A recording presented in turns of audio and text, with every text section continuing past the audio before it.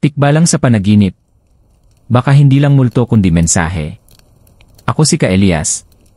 At ngayong gabi, bubuksan natin ang mundo ng panaginip, ang larangan ng kahulugan, kababalaghan, at kaluluwa. Kapag ikaw ba'y nanaginip ng tikbalang, ano nga ba ang ibig sabihin nun? Takot ba yon? O gabay? O baka'y babala mula sa hindi natin nakikita? Bilang mga Pilipino, ang panaginip ay hindi lang basta panaginip. Ito ay mensahe, paalala, minsan babala mula sa nakaraan, sa espiritu, o sa ating sariling kaluluwa. Ang matatanda, sinasabing kapag nanaginip ka, ang iyong kaluluwa ay bumibiyahe.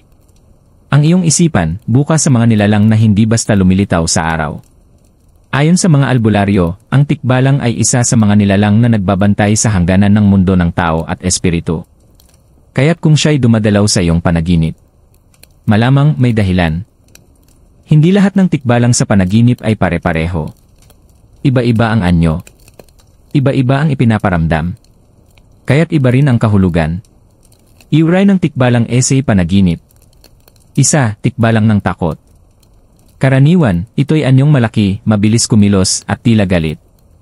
Nagpaparamdam ng panganib. Minsan, hinahabol ka sa panaginip. Dalawa, tikbalang ng gabay. Tahimik. Matangkad.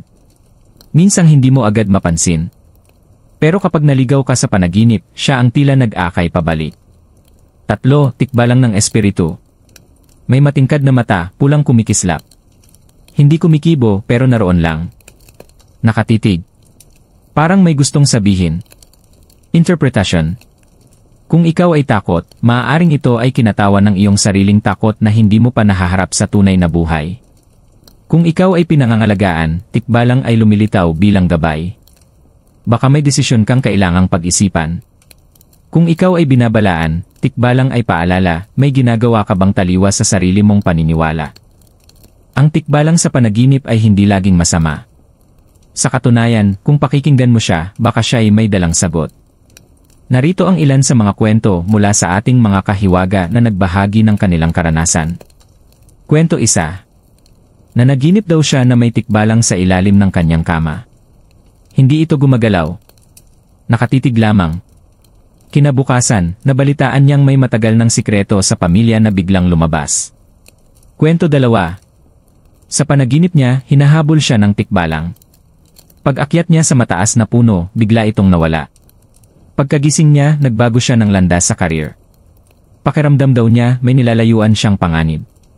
Kwento 3. Tatlong tikbalang, puti ang buhok at itim ang mata. Nasa gitna sila ng bundok. Pinagmasdan lang siya habang lumalakad. Walang salita. Pero may kapayapaan siya raw na naramdaman. May tikbalang ka rin bang nakita sa panaginip? I-comment mo lang, baka may mensaheng pareho tayo. Maraming teorya ang nagsusulputan hinggil sa panaginip ng tikbalang. Tignan natin sa tatlong pananaw. Pananaw ng mga albularyo. Tikbalang ay nilalang na nagpapakita upang ilihis ka o ituwid ka. Kung ikaw ay naguguluhan, sila ay bantay. Kung ikaw ay mayabang, sila ay paalala. Kung ikaw ay mapagpakumbaba, sila ay gabay. Modernong pananaw. Tikbalang ay simbolo ng subconscious conflict. Inner struggle. Guilt o fear. Call for spiritual grounding. Pananaw ng paniniwala. Tikbalang ay energy entity.